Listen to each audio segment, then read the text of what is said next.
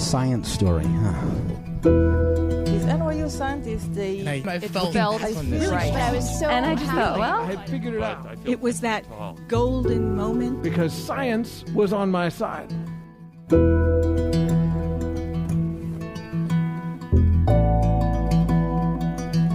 Hey everybody, welcome to the Story Collider, where we bring you true personal stories about science. I am your host, Erin Barker, and this week we're presenting stories about courage. Specifically, the courage it takes to stand up for yourself, or to have the confidence and the strength to be that person that you truly want to be.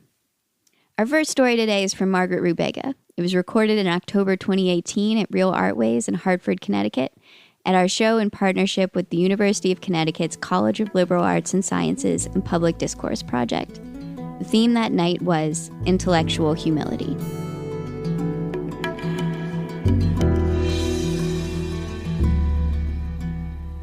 I am standing with my back against a tree, and I'm surrounded by this circle of kids who have taken my book from me, and they're laughing and tossing it hand to hand, just outside of my reach. I'm 5 years old. My knees are bigger around than my thighs are. There's a little drop of sweat inching down under the bangs that my mom cut too short. And my little round plastic rainbow glasses have slid halfway down my nose. I really, really want these kids to leave me alone. And I really, really need my book back. Finally, somebody shifts sideways and there's a break in the circle and I bolt for the house. Because my dad's in there. My dad's going to help me get this book back. My dad is the classic, up from nothing success story kind of a guy. Italian immigrant parents. His mom died when he was 2 from tuberculosis. And after he got out of the Navy, post-World War II, he put himself through college on the GI Bill. And then got a full-time job, and while accumulating 8 kids, got himself a PhD in acoustics. Now, at this point, I don't actually know what a PhD is, but I'm pretty sure he's the smartest guy in the world. When he comes home at the end of the day, he walks in, he kisses my mom, and then he goes, "Where's my little angel?" He kept the Blackstone, Massachusetts accent all the way through all that education. I run in, he picks me up, we sit down together, he puts me on his lap, and we read the newspaper, mainly so that he can tell my mom, again, how I finished the front page before he did. So I know he understands why I need this book back. He's going to help me get the book back. I run up to him and I go, Daddy, these kids, they took my book. They're laughing and teasing me and they won't give it back and I need my book. And he looks down at me and he shakes his head and he says, "That's not nice.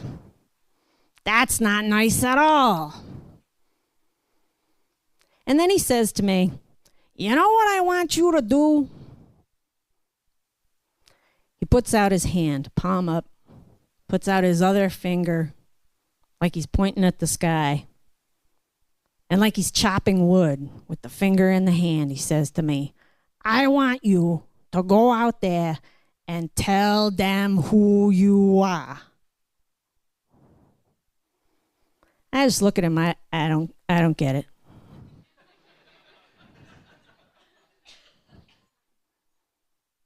He leans over a little more and he does it again.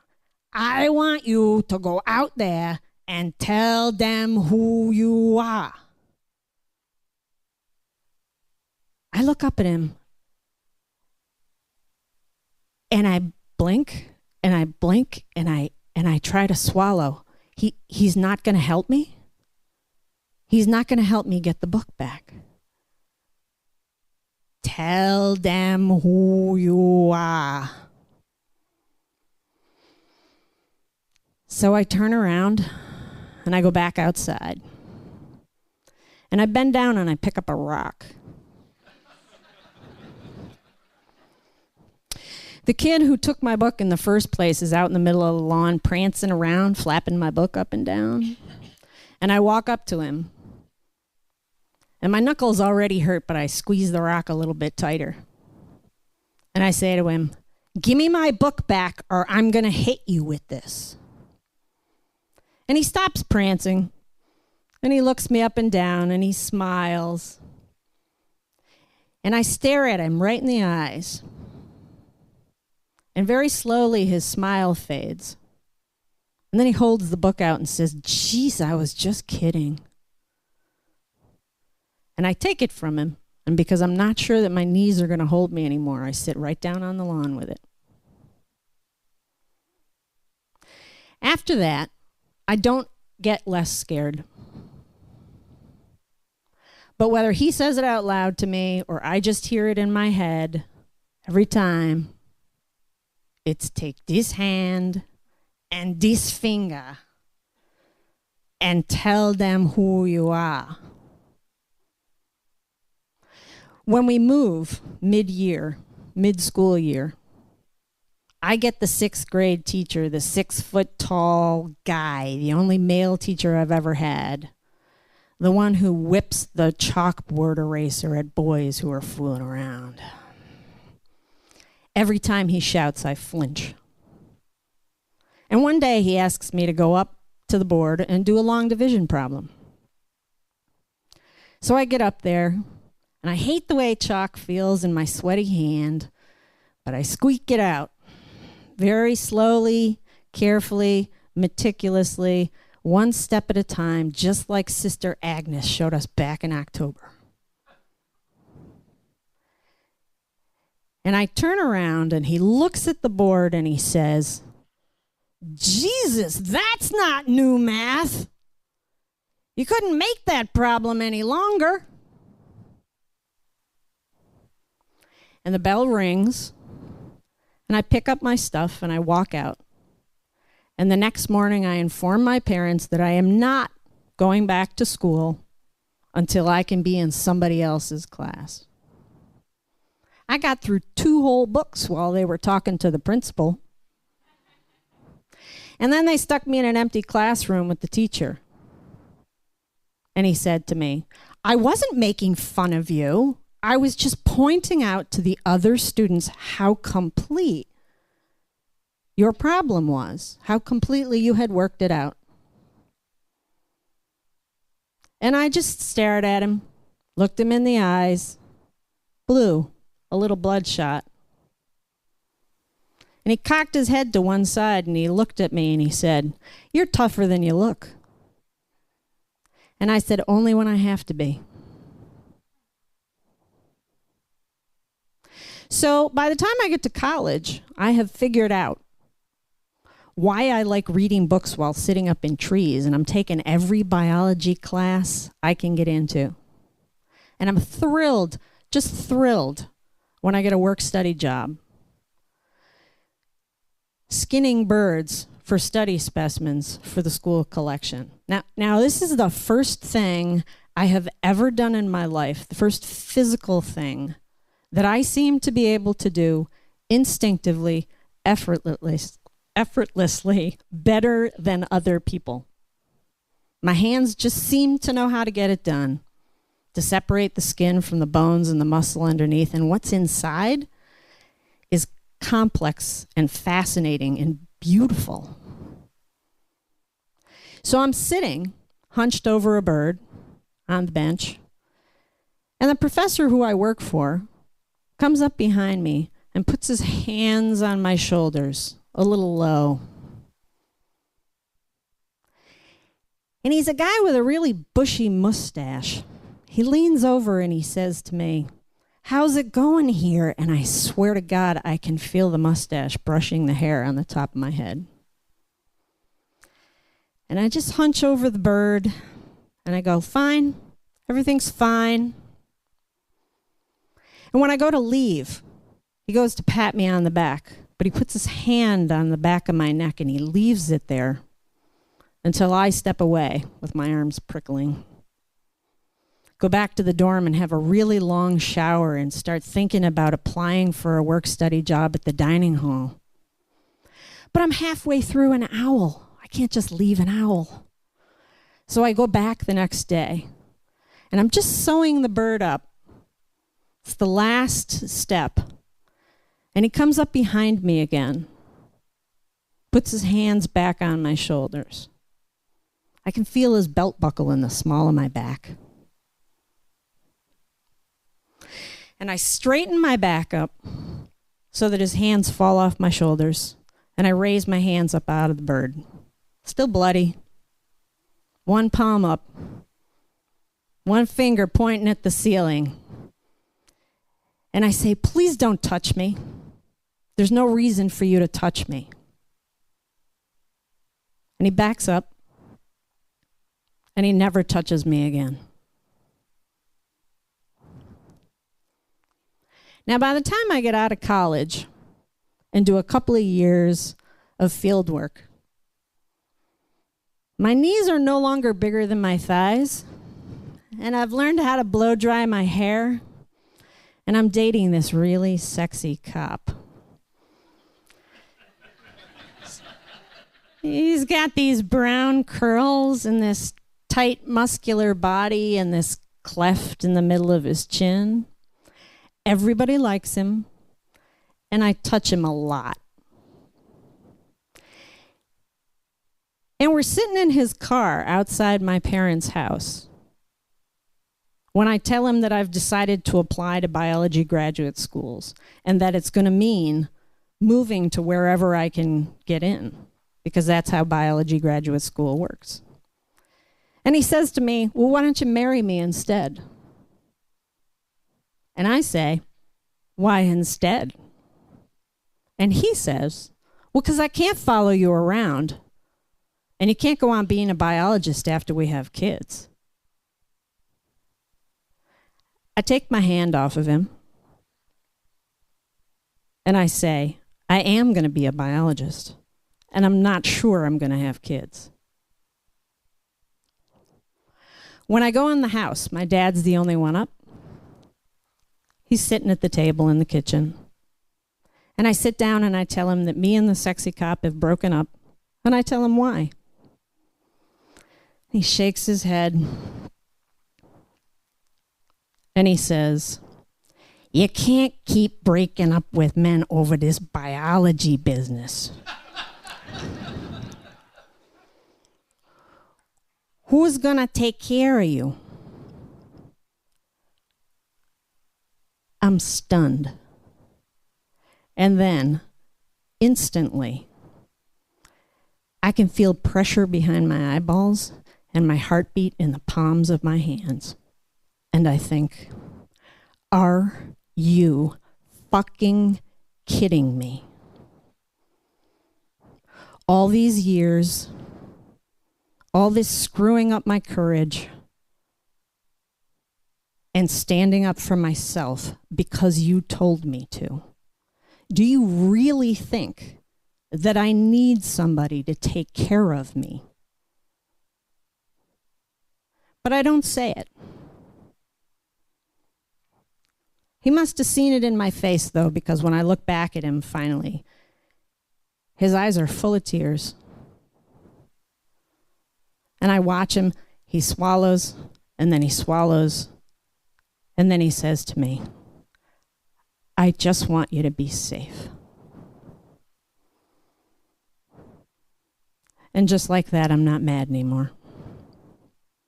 See, at this point, I do not know about science what my dad, the kid of the chicken farmer who has a PhD, knows about science. And what he knows is that science is a contact sport. It's not about feeling smart. It's about fielding your ideas, and then your teachers and your peers try as hard as they can to knock you on your ass to see if you'll get up again. And at this point, I have no idea how hard I'm going to fall and how often and how hard it's going to be to keep getting back up. But I can see in his face, he's scared for me. I finally get it. He has always just been scared for me. So I take this hand and I take this finger and I say to him, I'm going to take care of myself. Thank you.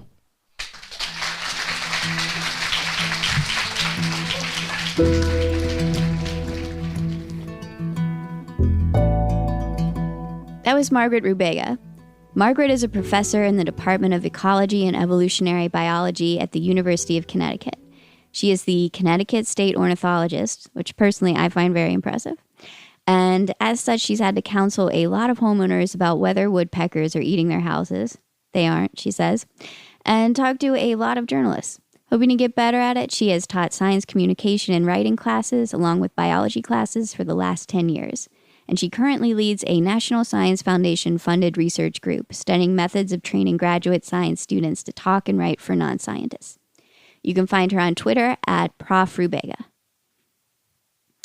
Our executive director, Liz Neely, and I went up to UConn last June and led a 3-day workshop with folks from Margaret's group at UConn. And we had a truly magical time. And afterwards, Margaret asked me, is it always this magical? And I was like, to be honest, kind of.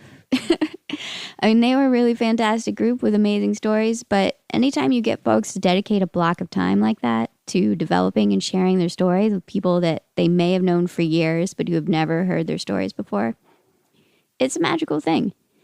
If that sounds like the kind of magic that you need in your life, you can find out more about our workshop program at storycollider.org/workshops. Our next story today is from Charley at Istance-Tamblin. It was recorded in October 2018 at Pie and Ale in Manchester, UK, as part of a show we produced for the Manchester Science Festival in partnership with Science Girl. The theme that night was Women in Science. My story starts, I think, where everyone's story starts, when you're a child. And I think I remember being given a chemistry set by my father. I don't think it would pass the health and safety requirements of today, because I remember very clearly him helping me to make copper sulfate crystals. I don't know if there was actually acid in the box that came with it, but you know. He also showed me a periodic table, and I remember very, very clearly my eyes flitting down to elements 92 and 94. For those of you who are familiar with the periodic table, I'm just going to leave that one with you. And I found that inside me there was a bit of a spark, a bit of a fire started to burn for science. But as I went through school, I was unfortunately very easily influenced, and I didn't really put a lot of work in, because of course it's not cool to work hard. But also I didn't want to not work, so I managed to find a happy medium of doing as little work as possible. And as I got a bit older, this developed into pure out-and-out laziness. I'm not proud of it, but it is what it is. So I get to my teenage years, and I'm very lazy at this point, and I'm not putting much work in. But as I got to my GCSEs, I did study quite hard for them. I could have studied more, but you know, I put some work in. But 3 weeks before my exams, my parents split up, and my dad was very unhappy living with my mum, and he left. But even so, it was just before my exams, and I had to get on with it. So I went and did my exams, and I got a reasonable result, a little bit above average, double B in science GCSE, so did something right. But the problem is that now I had to do my A-levels, and I had to do my A-levels without the academic, because slowly but surely I was learning how to hate him. And he wasn't there, and I didn't want to call him. So I had my mum, she's Polish. She didn't really know much about the English education system, and she was no scientist. So I got stuck into 3 A-levels, computing, chemistry, and physics. And I absolutely failed at chemistry. In fact, I quit after the first year with the agreement with my tutor that this was most decidedly not the subject for me.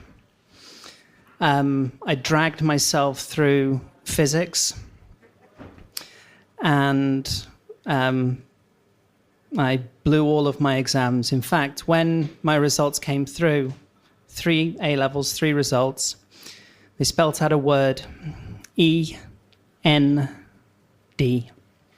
end. So what's to do? I went to work, and I shut myself into a prison. Not a prison made of concrete and metal and guards, no. It was a prison made of mobile phones, sales targets, conference calls, and all the other hellish things that come with phone-related retail. And that became my life. I wasn't happy. I filled my life up by spending money I didn't have and making friends with people who contributed nothing to my life, and dating people who didn't really care about me. And that was my life. And the fire was really, really going out. There was virtually nothing left inside. And then when I found out that a girl that I'd been dating had been cheating on me repeatedly, and I had just accepted her meager explanations instead of calling bullshit on it, something happened inside me, and I decided I want to go traveling. I had a credit card and a really, really stupid idea. Armed with a credit card, a passport, and no idea what I was doing, I walked into a travel agent and said, I'd like a ticket to New York, please. No hotel, no nothing. I figured that out by phoning New York, and as you do. And I went, and it was amazing. It was wonderful. I felt so alive. The brightness of the city, that I was crying my eyes out on top of the Empire State Building looking at this wonderful place. I sat with a storming hangover on Liberty Island and shakily wrote some postcards. I took a selfie of myself with an old film camera. I looked so cross. The one thing that I remember most about New York City is it stinks. It smells so bad. But to me, that smell was amazing. It was a smell of freedom. Not the American dream, Star-Spangled Banner freedom, but a personal freedom. And the fire burnt brightly. But all too soon, the trip was over. I didn't have any money. This was all on credit card, and I couldn't stay there forever. And so I came home and went back to the old life of selling phones and just existing. And down went the fire. And then, shortly after a trip to Spain to see some family, I met somebody, and we started a relationship. And in hindsight now, this was not a good idea, because there were red warning flags all over that from day one. She slowly diminished my relationships with my friends, and I ended up just staying at home and facilitating her living her life while I just sort of dragged myself along. And I started to get quite bitter because I was meeting people in my job selling phones who were off traveling the world and studying and all the other great things, and I hated them for it. It was a tangible bitterness that existed inside me. I loathed them. And then when friends of mine would go and do the same thing, I hated them too, because I couldn't do those things.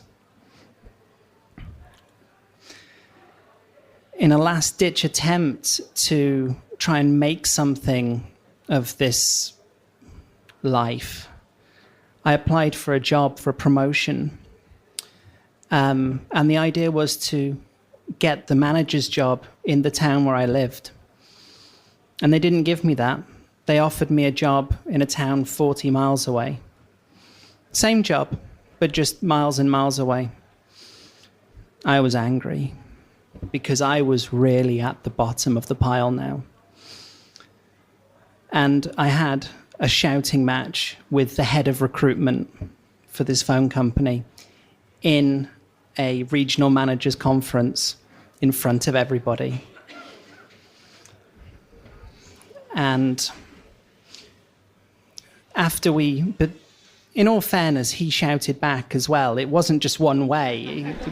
We both argued. So after a little while, we both cooled down, and I went back and spoke to him again. And that was when I truly gave up, because I just slumped my shoulders and said, "Tell me about this job." And at that moment, I knew there was nothing I could get from this. This was it. So I went, and I found that not only was there no fire, but I was surrounded by darkness, a complete, miserable darkness that if I stretched out my hand, I couldn't see it anymore. And if you're in that kind of darkness with no reference points, there's a name for that. You're lost. And if there's no way you can turn on a light, you need someone to do it for you.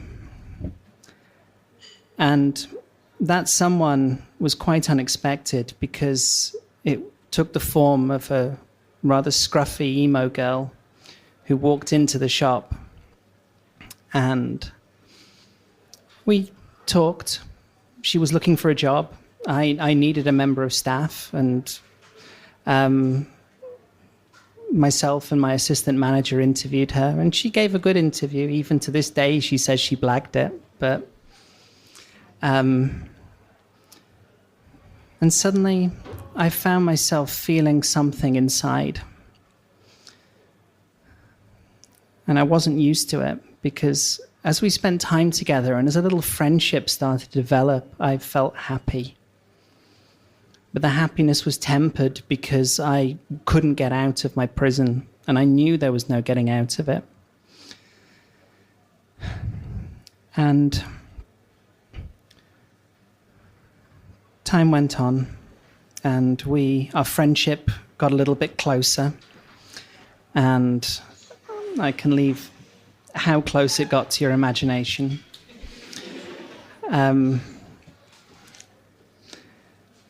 And then towards the end of a year, I'd tried to leave the relationship I was in, but I couldn't. I ended up going back. You hear stories about, abused partners going back. And if you've never been in that situation, you often think to yourself, oh my goodness, how on earth could you go back? I get it now. I can't explain how I get it, but I get it. I understand, because I don't know why I went back, but I did. Until one night, she found out that me and this girl had been talking. Oh, there was no evidence of any kind of relationship beyond friendship, but even so. And she got really angry. And I went to bed that night afraid. For the first time in my life, I was truly afraid.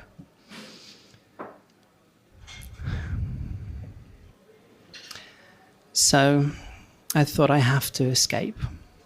And escape is not too strong a word. I have to get out of this. So they're lying there in the middle of the night, hearing her stamping around the house. I made a plan. And the plan was, when she dropped me off at the station the next morning and then would go to work, I would get in a taxi and come back to the house because I had some money, which was quite rare at that point.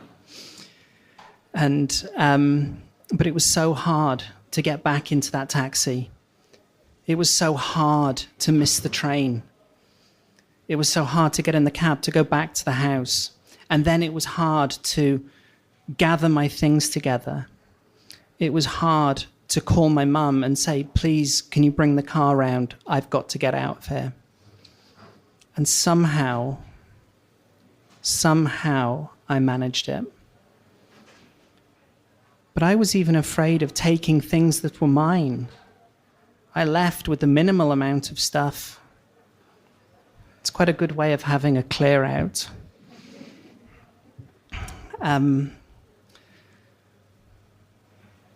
So I was out. It took a long time to get over what she did to me. And I'm still getting over it. But that was okay, because now there was a new life involved.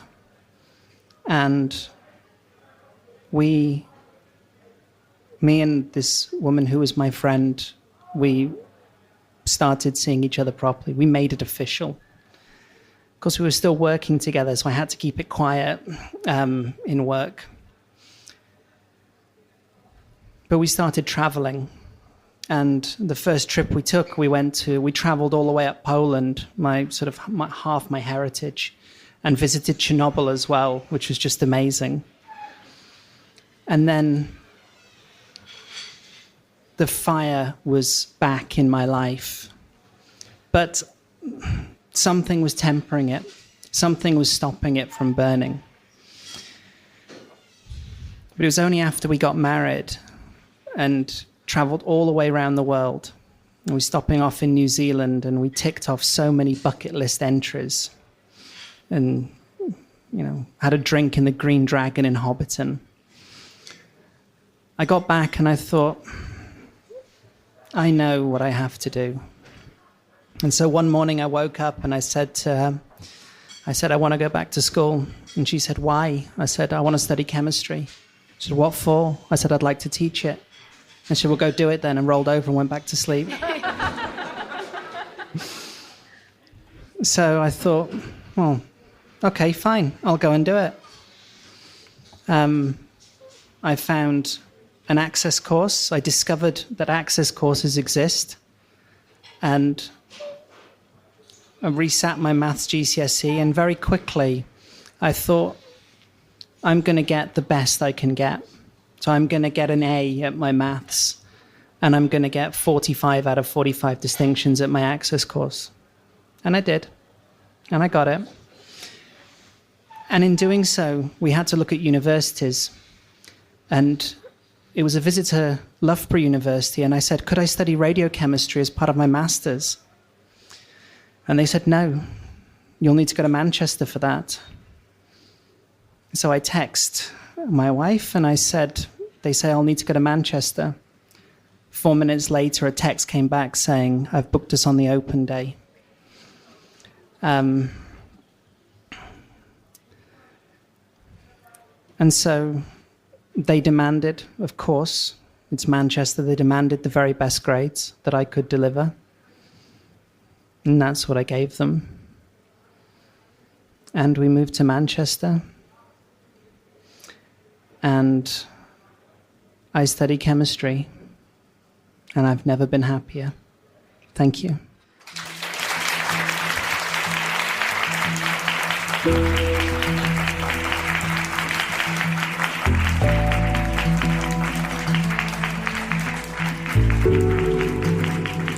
That was Charlotte Istance-Tamblin. Charlotte, or Charley to her friends, is a second-year undergrad student at the University of Manchester, working toward a master's in chemistry. She hopes to develop a deeper understanding of radiochemistry before moving into teaching at the academic level. Outside of university, she enjoys roller derby and traveling with her wife wherever they are able to. Speaking of which, for a photo of Charley embracing her wife just after she stepped off stage of the show, please see our episode page at storycollider.org. It will make you feel like someone in the vicinity is chopping onions, I guarantee it. Story Collider is grateful for the support of the Tiffany & Co. Foundation and of Science Sandbox, a Simons Foundation initiative dedicated to engaging everyone with the process of science. The Story Collider is led by me, Artistic Director Aaron Barker, as well as Executive Director Liz Neely, with help from Deputy Director Nissa Greenberg, Operations Support Manager Lindsay Cooper, and the rest of our amazing team. The stories featured in today's podcast were from shows produced by Toria Stafford, Fiona Calvert, Zach Stovall, and me, Aaron Barker. The podcast is produced by Senior Podcast Editor Zoe Saunders with help from Gwen Hogan. The theme music is by Ghost. Special thanks to Pie and Ale and Real Artways for hosting these shows, and to all the storytellers who have the courage to share their stories on our stage. Thanks for listening.